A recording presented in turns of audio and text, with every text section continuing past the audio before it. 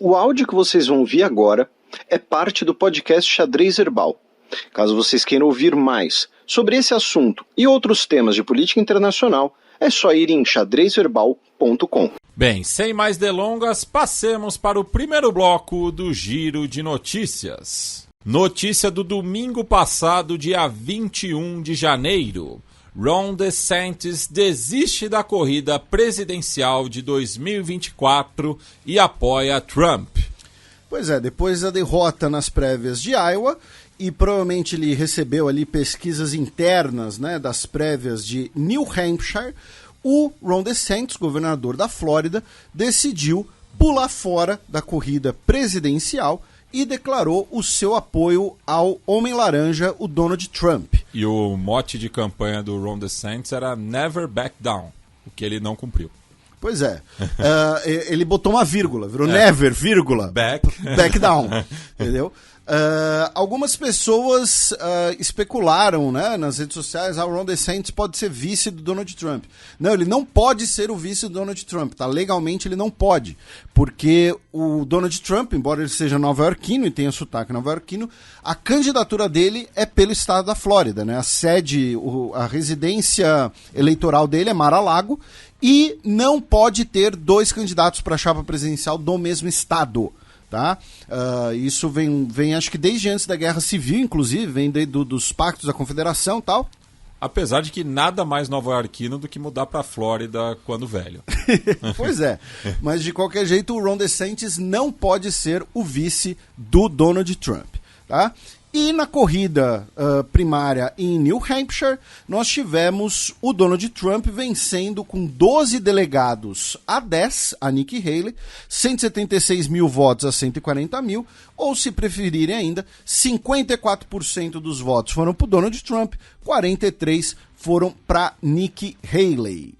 E nesse cálculo em New Hampshire, né, um dos estados da Nova Inglaterra, né, uma das 13 colônias originais, né, que formam o que hoje é os Estados Unidos da América, ficou marcado também, né, pela confusão mental do Donald Trump em relação agora à sua única oponente à candidatura da presidência pelo Partido Republicano, dizendo, né, que a Nikki Haley que estaria no comando da segurança do Capitólio no dia 6 de janeiro, né? Sendo que foi a Nancy Pelosi, que é a líder da maioria democrata na Casa dos Representantes, a Câmara dos Deputados dos Estados Unidos. É tudo mulher. Começa com N. Tudo mulher. O detalhe é que a Nikki Haley foi a embaixadora dele na ONU, né? Pois é, e ela não tinha nem cargo em 6 de janeiro de 2021. Ela tinha saído, né, do posto anterior dela em dezembro de 2018. Pois é, e do outro lado, né, na candidatura... antes que alguém fale, mas a Nancy Pelosi era naquele momento, tá, gente? Hoje ela não é mais a presidente da Câmara. E de acordo com o governador republicano de New Hampshire, o Chris Sununu, o Trump perdeu a bola rápida, né? Seria assim, tipo... Não soube... a bola tava pingando, ele... Tava quicando, ele não empurrou pro gol. Empurrou pro gol, né? Pra manter uma analogia esportiva brasileira. Né? Enfim, esse cara aí gosta de beisebol. Pelo visto. E ainda falando da Nikki Haley, né? 70% dos eleitores que votaram nela nas primárias republicanas não são registrados como filiados ao partido. Então mostra aí, né, que muita gente que está votando na Nikki Haley quer justamente que o Trump não concorra, né? Mas, enfim, as chances dela vão diluindo a cada nova primária, né? Inclusive o seu conterrâneo, né? O atual senador da Carolina do Sul, o Tim Scott, que foi, né, apoiado pela Nikki Haley a candidatura à Casa Alta, né, do Congresso estadunidense, declarou apoio ao Trump também, né? E o Trump estava usando, inclusive, o Tim para provocar a Nikki Haley, né, dizendo que você é o senador pelo estado dela, você deve realmente odiá-la. Ele falou, não, eu só amo você. E já no lado democrata, meu caro Matias, em New Hampshire, o Joe Biden venceu, né? Só que o Joe Biden ele não estava nas cédulas, né? Porque o que acontece? Você tem aí nós tivemos uma discordância entre o Partido Democrata Nacional e o Partido Democrata de New Hampshire sobre a data das primárias. Então, o Partido Democrata de New Hampshire simplesmente realizou as primárias sem a bênção do que seria ali, né, digamos assim, o Diretório Nacional, né? E o Joe Biden ele acabou vencendo, mas como um write-in, ou seja, você podia ir lá e escrever o nome, né, do Joe Biden, ou o nome que você quisesse, né? Então, se você quisesse escrever lá Matias Pinto, você podia escrever Matias Pinto. Apesar de eu não poder concorrer. Pois é. Só se fosse um homônimo estadunidense, meu.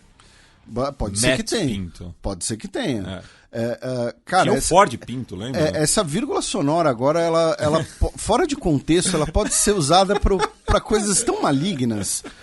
Mas, enfim, e em segundo lugar ficou o Dean Phillips, né, que é deputado por Minnesota. Enquanto isso, o Joe Biden, né, realizou um comício no último dia 22, na última segunda-feira, né, que foi o aniversário da decisão Roe versus Wade, e a gente vai falar dela, inclusive, né, no bloco de Oriente Médio, e ele, a partir desse momento, ele claramente sinaliza, né, que a campanha dele vai girar em torno do direito ao aborto de gestação e a defesa dos direitos reprodutivos da mulher, né? Isso coloca, obviamente, um claro contraste em relação ao Donald Trump, e ele também busca, com isso, tentar seduzir o eleitorado jovem, já que é uma pauta, né, normalmente ligada a pessoas mais jovens, né, pensando na demografia do eleitor, e equilibrar, né, o fato de que nessa demografia ele tem perdido apoio por conta do apoio dele a Israel. A questão é que ok, ele vai defender o direito ao aborto, ele vai defender os direitos reprodutivos da mulher e tudo mais. Beleza, mas uma questão legislativa em relação a isso não depende dele, depende do Congresso. E as pesquisas apontam que o Congresso, depois da próxima eleição, ambas as casas provavelmente vão ficar na mão dos republicanos. A Câmara já está, né? O Senado, né, está por um voto para os democratas. Então, assim, tudo bem, é uma estratégia eleitoral, uma estratégia bastante válida, mas que é meio que para inglês ver, né? Usando uma analogia bem brasileira. Falando em outras notícias dos Estados Unidos, por enquanto, meu caro Matias, né? Porque a gente vai voltar para os Estados Unidos no segundo giro de notícias. O Antony Blinken, o secretário de Estado dos Estados Unidos, nessa semana iniciou um tour, né, pela costa atlântica da África, tá? Cabo Verde, Costa do Marfim, Nigéria e Angola.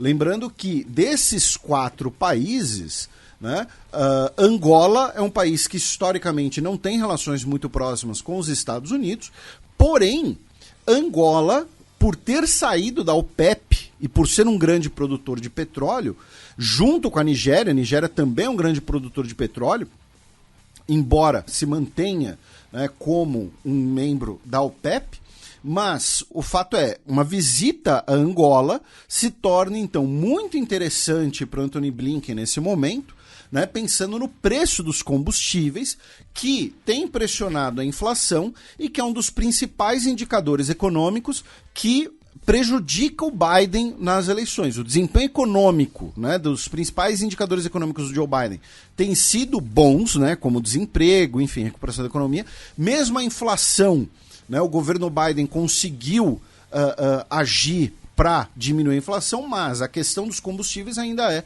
um dos principais indicadores. Já no Arizona, meu caro Matias, o presidente do Partido Republicano do Arizona, ex-presidente, né, o Jeff DeWitt, renunciou nessa quarta-feira, depois que vazaram uma conversa, né, vazaram áudios dele pressionando e tentando basicamente ali, a palavra não é bem subornar, porque não é suborno de certo modo, né, mas é que não envolve dinheiro, enfim. Nós temos a candidata ao Senado pelo Arizona, a Kari Lake, e ele estava falando, o que você quer para desistir da candidatura. Eu posso te oferecer cargo tal, cargo X, cargo Y, posso te oferecer isso, aquilo, tal. O que você quer para não ser a candidata? Né? Por quê? Né? Um dos motivos é que o Arizona é sempre um dos chamados battleground states, né? Um estado que sempre fica bastante equilibrado e pode ser essencial para esse eventual controle republicano do Senado, que eu mencionei agora há pouco nas pesquisas. E ela não é, digamos assim, da ala mais trumpista, né, do Partido Republicano. Ela já foi candidata a governadora, inclusive, do estado. Enfim, então ele renunciou, mais um escândalo aí dentro do Partido Republicano. Aí a gente vai passar, meu caro Matias, por 3 notícias internas dos Estados Unidos, mais como curiosidade. Enfim, uma delas é uma barbárie, na verdade, né? O que acontece? Um homem chamado Kenneth Smith, ele foi condenado à morte por um homicídio, né, no estado do Alabama. E ele sobreviveu, tá, a injeção letal em 2022. Tá?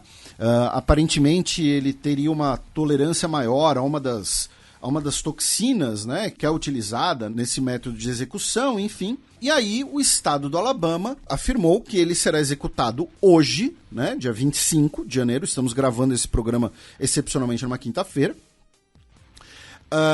por asfixia com nitrogênio, que é um método que nunca foi utilizado e que diversas organizações de direitos humanos, inclusive as Nações Unidas, classificam como um método cruel e desumano, né, por configurar tortura. Tá?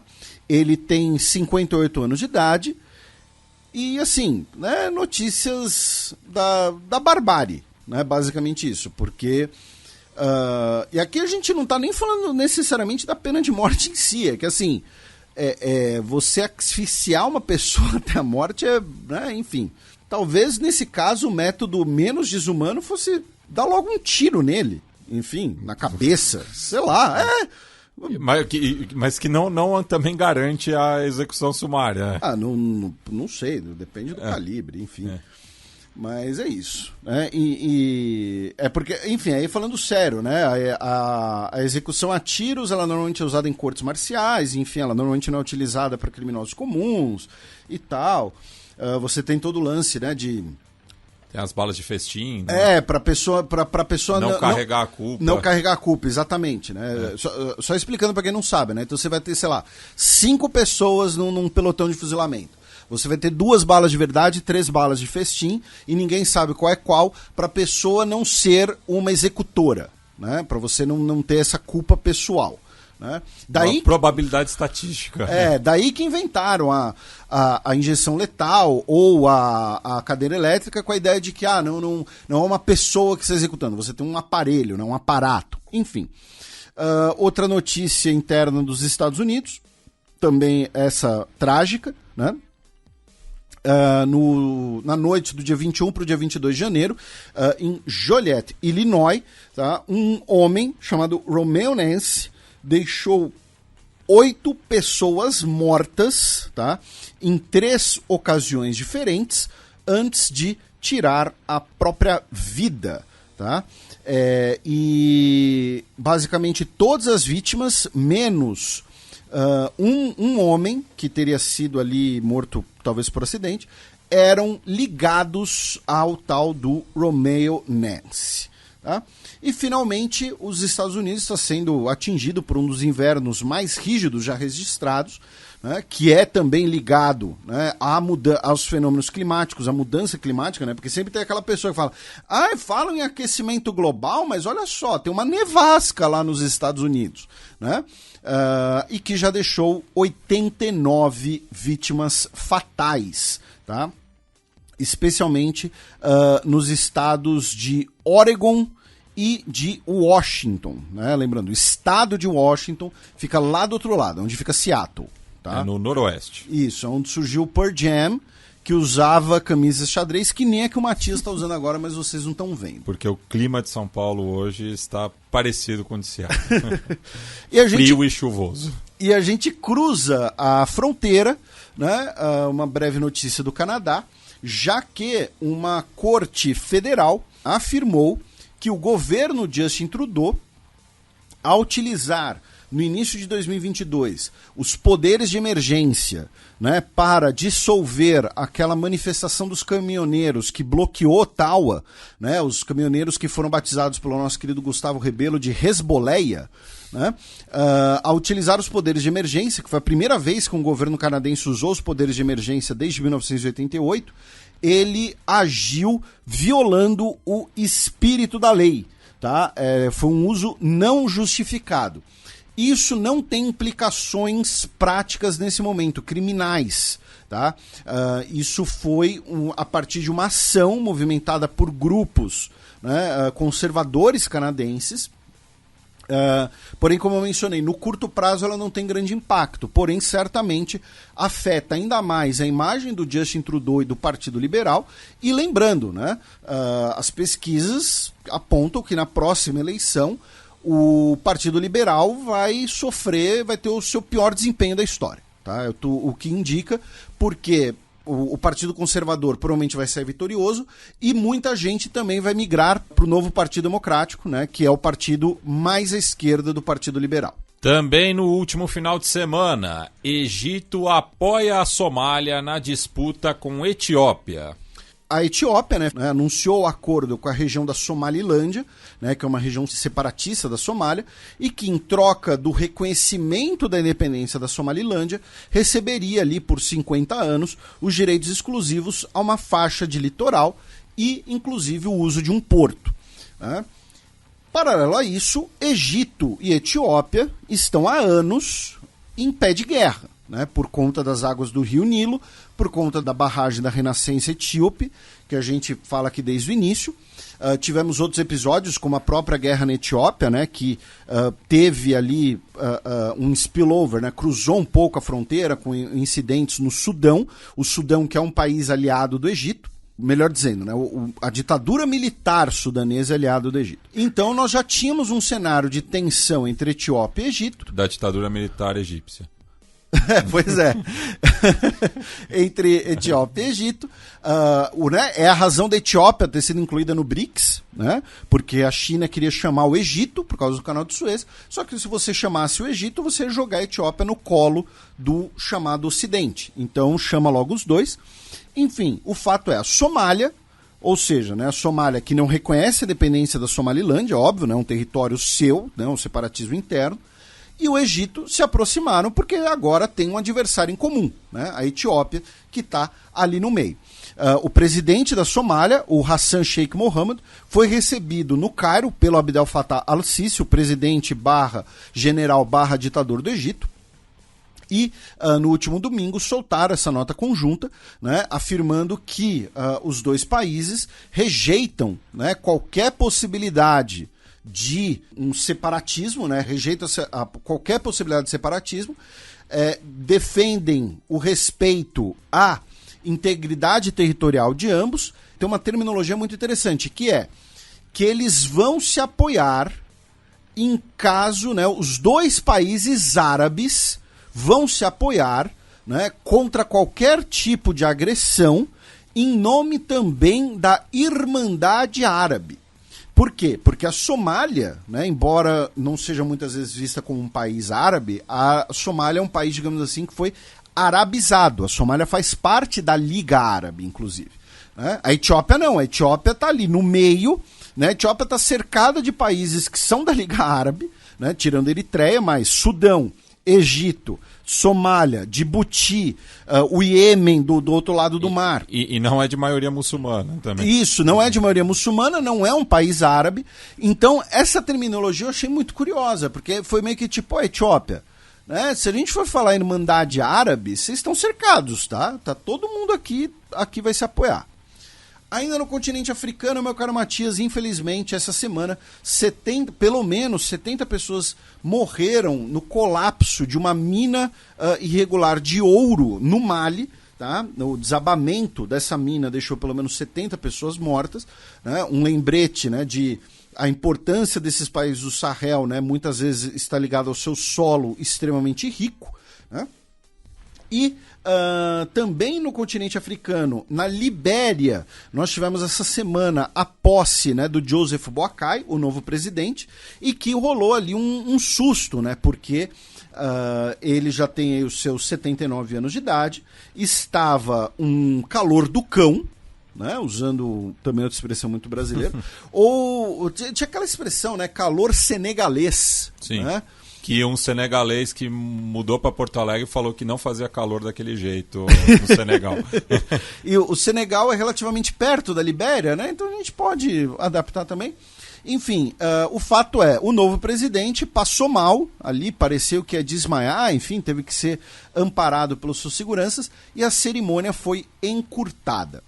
E finalmente, uma notícia de hoje... Tá, dia 25, os nossos ouvintes ficaram brincando lá no Twitter sobre as nossas pronúncias, né, de bilhão e hoje.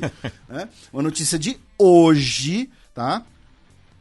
Um homem vai responder por 76 acusações de assassinato e 86 acusações de tentativa de homicídio, porque ele, né, o senhor Sitembiso Lawrence Midalose, ele foi preso por ser suspeito, né, de ter iniciado intencionalmente um incêndio em agosto de 2023, né, que deixou essas dezenas de pessoas mortas em Joanesburgo, e ele simplesmente confessou.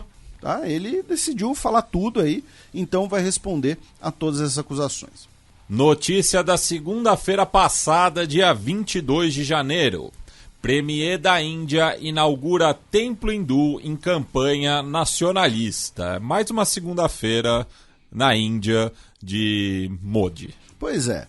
Tivemos a inauguração do templo de Ram Mandir, um templo hindu que foi construído onde era uma mesquita, né? E a gente comentou essa disputa, né, que ocorreu, uma disputa jurídica, né, nos últimos anos, já que, relembrando brevemente, né, para os nossos ouvintes, tá?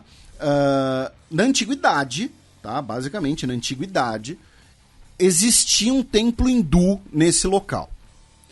E em 1528 foi construída uma mesquita no mesmo local do templo hindu por um líder Mughal. Né? Lembrando, os Mughais foram uma dinastia muçulmana que governou boa parte da Índia. Tá? Né? E Mughal vem de mongol, inclusive.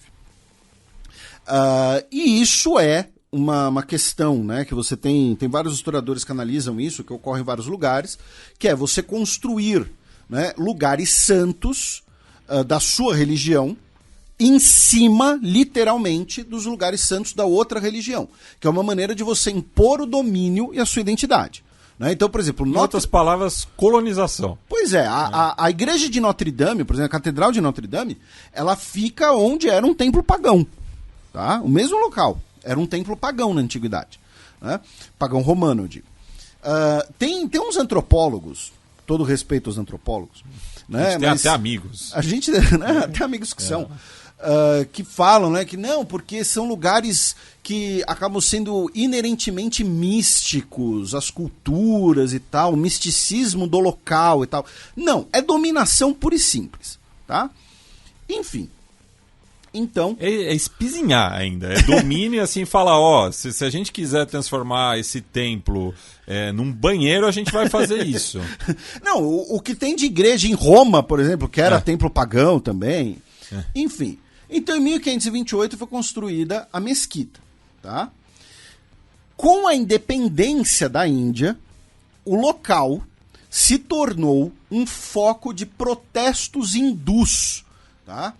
Que falava, olha só, esse local aqui é nosso, esse local é sagrado para o hinduísmo, né? Por quê? Porque ali, né, o Ram Mandir é o suposto local de nascimento de Rama, que é a principal divindade do hinduísmo. Uma das principais, melhor dizendo, eu não tenho cacife, não conheço o suficiente para dizer que é a principal, né? É uma das principais, né? Junto com Shiva, enfim. Então, seria o local de nascimento. Comparando, gente, uma analogia bem besta, é como se fosse a Igreja da Natividade em Belém. tá? Onde acredita-se estava ali a manjedoura de Jesus Cristo, né? Que hoje tem um disco de prata no local. Então, os hindus passaram a fazer diversos protestos, tá? Nesse local, falando, esse local é sagrado pra gente. E aí, em 1992, os hindus, tá? Uma multidão, uma turba, destruiu a mesquita, tá? Um grupo de vândalos, digamos assim, destruiu a mesquita. Né? A década de 90 foi um período que você teve, né, diversos conflitos entre hindus e muçulmanos dentro da Índia. Aí o caso foi parar na justiça com, basicamente, uma disputa pelo terreno, com os muçulmanos da Índia falando, não, esse terreno aqui é nosso, mesmo que tenham destruído o prédio da mesquita, o terreno é nosso. E os hindus falando, não, o terreno é dos hindus, o terreno é sagrado para o hinduísmo. E aí nós tivemos anos disso na justiça, e em 2019 nós tivemos a Suprema Corte, a gente falou isso aqui na época, né? A Suprema Corte falou, olha só, o terreno, tá? O terreno é dos hindus. E, em compensação, um terreno próximo, tá? Foi dado aos muçulmanos para eles reconstruírem, melhor dizendo, a mesquita. E aí tivemos, então, a inauguração desse templo, que é um templo enorme, tá? Primeiro tem isso, é um templo enorme. Eu não vou utilizar o termo suntuoso, né? Porque, enfim, é um termo que pode soar desrespeitoso, mas é um templo enorme, muito elaborado, tá? Vou usar esse termo, que acho que acaba sendo um pouco mais neutro. Se alguns dos ouvintes for praticante do hinduísmo, eu tiver utilizado algum termo errado, por favor, escreva pra gente, fazendo suas observações, fica à vontade. Tá? É um templo enorme, como eu estava dizendo. Foi inaugurado pelo Modi há meses das eleições indianas e é um símbolo do, entre aspas, do triunfo do hinduísmo do Modi em relação ao Islã. Olha só, aqui tinha mesquita, a gente detonou a mesquita, inclusive lá em 92. Muitos desses milhares de pessoas que destruíram a mesquita certamente eram, se não apoiadoras do BJP, pelo menos integrantes do RSS, que é a milícia, né, nacionalista hindu. São os, entre aspas, não são os camisas pardas, são os calças pardas, né, do hinduísmo, porque eles usam calças pardas mesmo. Parece um uniforme tipo de escoteiro. Aqui em São Paulo, no Diário de Detento, as calças beges o país das calças beges. Enfim, então você teve a construção desse templo hindu, enorme, no local sagrado, né, tido como local de nascimento de Rama, onde era uma mesquita. Então, assim, foi um tom completamente nacionalista e de campanha, né, porque daqui a meses nós teremos as eleições, tá? Então, não é apenas, inaugurou um templo qualquer. Não, isso aqui é muito importante, tá, gente? Isso aqui vai ser muito utilizado na campanha e vai ser muito utilizado para manter o ânimo dos eleitores do Modi, que é o discurso de, olha só, né? A Índia está deixando de ser aquela Índia secular, comunista, né, entre aspas, muitas e muitas aspas aqui, né, do Congresso Nacional Indiano, do Gandhi, do Nehru, para se tornar a Índia dos hindus, né, o Hindustão. Uma notícia péssima vinda da Índia, para a gente fechar, que essa semana a Suprema Corte autorizou que o estado de Assam volte a realizar lutas de búfalos, tá, e o que aqui no Brasil se convencionou chamar, né, de rinha de galo, tá? Menos na Ilha de Marajó. Por quê? Porque deve ter rinha de búfalo também. Tá, entendi. E vieram importados da Índia. E, enfim, uma notícia triste, absurda e que possivelmente abre um precedente para outras regiões da Índia eventualmente retomarem essas práticas também. Também no começo da semana, presidente das Filipinas causa protestos por usar helicóptero presidencial para ver show do Coldplay. Tudo tem um limite, né? Acho que pegar o helicóptero para ver o show do Coldplay, eu acho que o povo filipino tem razão nos protestos. Exatamente. Eu acho que o protesto é mais por ser Coldplay do que pelo uso da aeronave presidencial. Entendeu? Se ele tivesse usado a aeronave presidencial para assistir um MC Bin Laden, entendeu? Ninguém acha ruim, né? Enfim, o MC Bin Laden que é o dono da torcida do Matias no BBB. Estamos fechados. Mas o Bong Bong Marcos, né, usou aí o helicóptero presidencial para evitar o trânsito, né, e conseguir chegar no show do Coldplay em Manila. Eu tô surpreso que aparentemente foi um show só, né? Porque quando eles vieram aqui pro Brasil tinha show todo dia do Coldplay, né? Enfim, e aí, obviamente, muitas pessoas acharam isso absurdo, especialmente também pelo fato de que, olha só, o presidente está afirmando, né, que o trânsito em Manila, né, tudo isso é uma porcaria e não faz nada para corrigir isso.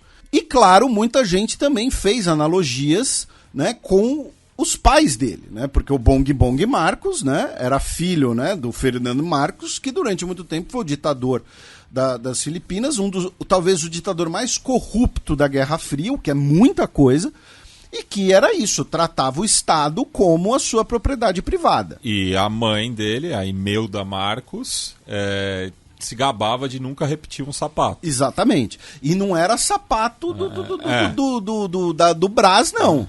Tá? Era só das marcas pica mesmo. Pois é. Nossa, o Vitor Hugo convida aí o Matias pra fazer comercial. Vai dar bom. Nem sei se a Vitor Hugo faz sapato, deve fazer, não, né? Sei. Chanel, sei lá. Enfim. Das Filipinas, nós vamos para a Tailândia, onde a marmelada, né, o ciclo da marmelada se concluiu, já que a Corte Constitucional da Tailândia determinou que o Pita Limjaroenrat, que ganhou as últimas eleições, que é da oposição, e aí, vamos lembrar, né, na época que ele ganhou as eleições, ele foi suspenso de assumir o assento dele no parlamento, porque ele supostamente ainda teria ações da empresa de TV que foi dele, e ele, nas leis da Tailândia, um político não pode ser dono de um meio de comunicação. Essa parte é excelente, tá? Um político não poder ser dono de meios de comunicação é excelente, né? Porque o que não falta no Brasil, inclusive, é político que é dono de rádio, é dono de TV, enfim.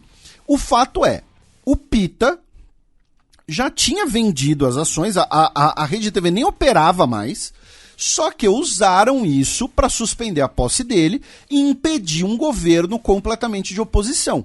E agora o que a Suprema Corte falou, a Corte Constitucional, falou que ele não violou a lei e pode então agora, meses depois, assumir o assento dele no parlamento, né? E falando em eleições, meu caro Matias, amanhã, sexta-feira, dia 26, teremos eleições para o parlamento de Tuvalu. Tá? Alguns dos ouvintes podem falar, vocês falam essas coisas só para encher o saco, só pela piada, só pela brincadeira com os ouvintes. Mas tem uma coisa importante, tá, gente? Né? Tuvalu não é exatamente a maior potência mundial do mundo, né? Só tem aí 12 mil habitantes. A gente falou recentemente, inclusive, que muitos deles vão começar a migrar para a Austrália. Porém, ao que tudo indica, tá? A oposição está na frente, tá? E se a oposição vencer, Tuvalu vai se tornar o mais novo país insular a largar a mão de Taiwan, tá? A trocar a representação chinesa da República da China para a República Popular da China, ou seja, China-Taiwan, para China-Pequim. Então, por esse motivo, que, enfim, acaba sendo interessante, digamos assim, olhar para as eleições de Tuvalu, que precisa comer muito feijão para ser Vanuatu. Não confundam. Não confundam, não ousem confundir. Passemos agora para o segundo bloco do Giro de Notícias. Notícia da terça-feira, dia 23 de janeiro. Coreia do Norte destrói monumento que simboliza a união com o Sul. No caso simbolizava, né, o arco da reunificação, que havia sido construído em 2001, né, em agosto de 2001, e ele foi demolido, né, sob ordem do Kim Jong-un, como parte, né, do que a gente comentou no programa passado, né, do fato de que a Coreia do Norte agora estaria repudiando, né, a ideia de uma reunificação pacífica devido às ações do governo da Coreia do Sul. E também essa semana a Coreia do Norte testou um novo tipo de míssil de cruzeiro, tá? Que teria capacidades, inclusive, de levar ogivas nucleares de função tática. Notícia da quarta-feira, dia 24 de janeiro. China anuncia corte de 0,5% nas reservas mínimas dos bancos. A expectativa do Banco Central Chinês é que isso permita que os bancos coloquem aí mais ou menos 1 trilhão de yuans na economia, o que dá aí mais ou menos, tá, 120, 130 bilhões, com B de bananada, né, de dólares na economia, ou seja, né, mais de R$500 bilhão na economia. Né? Então, isso, né, resumidamente, os bancos não precisariam mais guardar tanto dinheiro, então pode colocar mais dinheiro na economia, liberar empréstimo e tudo mais. Nessa semana tivemos um terremoto 7.0 na escala Richter, perto da fronteira entre China e Quirguistão. Tá? No lado chinês atingiu a região de Wushu e até o momento não tivemos vítimas fatais. Tá? 6 pessoas ficaram feridas e 120 pessoas ficaram desabrigadas, tá? Mas aparentemente sem vítimas fatais. E finalmente, não é uma notícia, é uma matéria extensa, muito bem feita, tá? Assinada por Akash Hassan e Hannah Ellis Patterson no Guardian. Tá? Eu recomendo a leitura para quem se interessa por tecnologia, por conflitos, tá? Os nossos ouvintes que são militares, por exemplo, sobre os rebeldes em Mianmar utilizando drones caseiros como, né, plataformas de armas, que nem ocorre na Ucrânia, porém com menos infraestrutura ainda, né? Porque, por exemplo, eles não têm a possibilidade de usar o Starlink do Elon Musk, né? Então, o nome da matéria é We Killed Many. Drones are our Air Force. Tá? Ou seja, matamos muitos. Drones são nossa força aérea. Myanmar rebels take on the junta from above. Tá? Rebeldes de Myanmar enfrentam a junta de cima. Enfim, recomendo a leitura. Notícia desta quinta-feira, dia 25 de janeiro. Paquistão acusa a Índia de 2 assassinatos em seu território. O secretário de Relações Exteriores do Paquistão, Mohammad Sirus Qazi, disse que a Índia está operando uma campanha sofisticada e sinistra de assassinatos extrajudiciais e extraterritoriais, afirmando que 2 lideranças regionais foram assassinadas dentro do Paquistão em métodos similares aos assassinatos de ativistas sikhs no Canadá, inclusive com uma forma de dizer, olha só, foi a Índia sim que assassinou esses caras lá no Canadá, a Índia nega, né, mas foram eles sim, e disse também que tem evidência crível, né, evidências com credibilidade desses assassinatos, tá, que envolveria uma rede organizada, e disse que os 2 homens eram Shahid Latif e Mohammad Riaz, tá? Ambos foram assassinados perto de mesquitas, um na região da Caxemira paquistanesa e outro no Punjab. O primeiro caso era, né, de um líder justamente da Caxemira contra a anexação da Caxemira pela Índia, e o outro era uma liderança Sikh. Também nessa quinta-feira, governadores republicanos declaram apoio ao Texas em disputa com o governo federal. Já tivemos uma notícia desse dia 25, agora várias notícias, tá, desse dia 25. Tá? Começando pelo fato de que nós teremos potencialmente uma crise política e constitucional muito forte nos Estados Unidos nos próximos dias. O que aconteceu? O governo dos Estados Unidos, o governo federal, ordenou que o Texas retirasse as barreiras de arame farpado na sua fronteira com o México. O governador do Texas, o republicano Greg Abbott, disse que não ia cumprir essa decisão e que o Estado tem, pela Constituição, autoridade para combater uma invasão, ele usou esse termo, e que essa autoridade está acima da lei federal. E aí ele ordenou que a Guarda Nacional do Texas continuasse colocando o arame farpado e impedisse a Border Patrol, que é uma agência policial federal, de retirar o arame farpado. Em bom português, homens armados do estado do Texas impediram que homens armados do governo federal executassem suas ordens. Ele recebeu apoio de diversos governadores republicanos por todos os Estados Unidos. Até o momento, só o governador de Vermont, que é republicano, ainda não declarou apoio. Todos os demais estados, são 25, tirando Vermont, então mais da maioria dos estados estadunidenses são governados pelo Partido Republicano, e desses só o governador de Vermont que ainda não declarou apoio. Isso, todos eles declararam esse apoio. O governador do Texas, inclusive, disse que o governo federal estaria quebrando o compacto, né, entre os estados.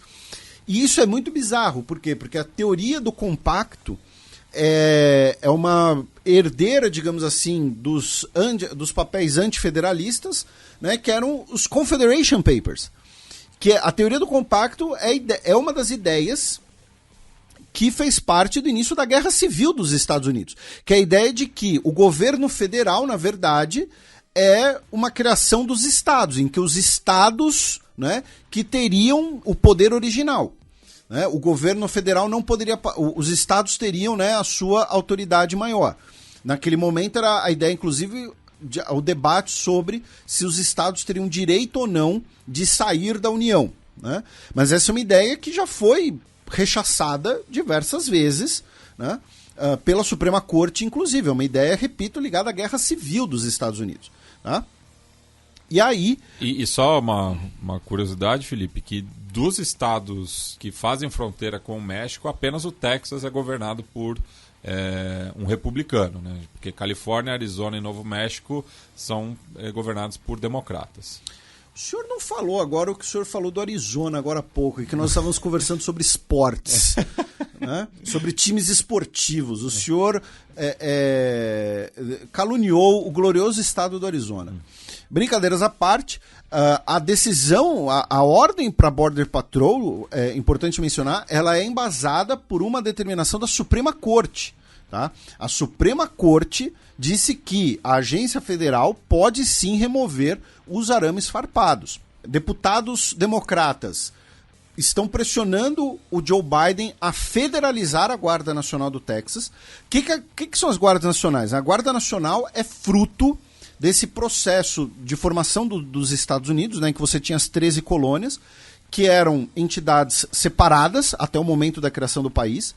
É uma coisa que, inclusive, eu sempre explico nas minhas aulas, muita gente não sabe, né? A Constituição dos Estados Unidos, ela demorou 10 anos para ser aprovada, justamente porque você criava um novo poder, né? O poder da União, e ela surgiu, especialmente, a primeira função dela foi questões fiscais para assumir as dívidas das 13 colônias em relação à Guerra de Independência.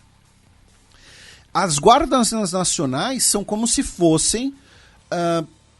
uma analogia, tá, gente? Mas pensa o seguinte, pensa como se o estado de São Paulo tivesse o seu próprio exército, a sua própria força aérea, inclusive, tá? Existem a Guarda Nacional, o componente aéreo das Guardas Nacionais, tá? É mais ou menos isso, tá? Obviamente, elas não têm os mesmos equipamentos que as forças federais, né? Inclusive, elas são muitas vezes utilizadas como destino para coisas de reserva e tal, mas...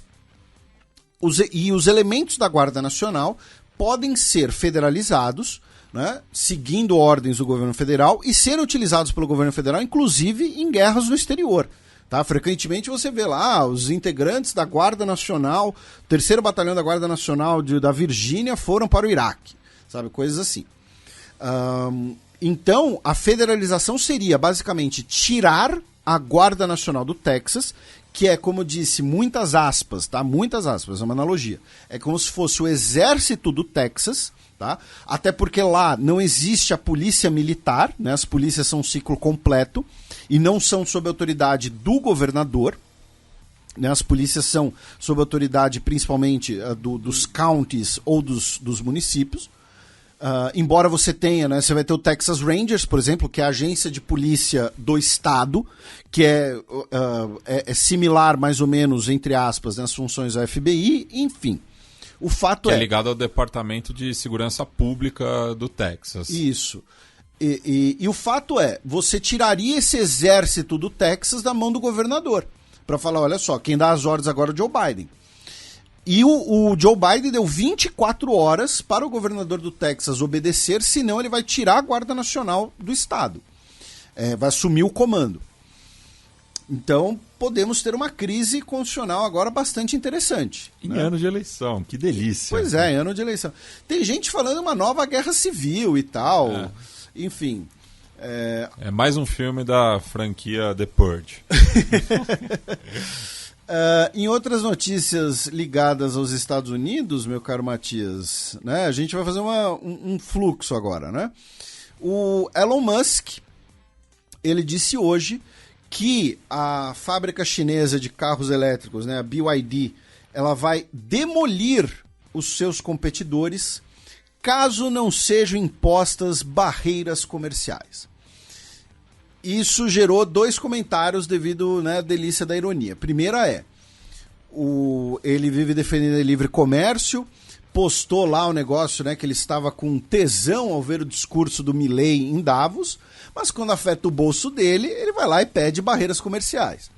E segundo, a internet não perdoa, a internet tem memória, e acharam um vídeo dele, né, anos atrás, em que uma repórter pergunta para ele, justamente, né, como você vê a ascensão dos fabricantes chineses de carros eletrônicos, tá, em 2011.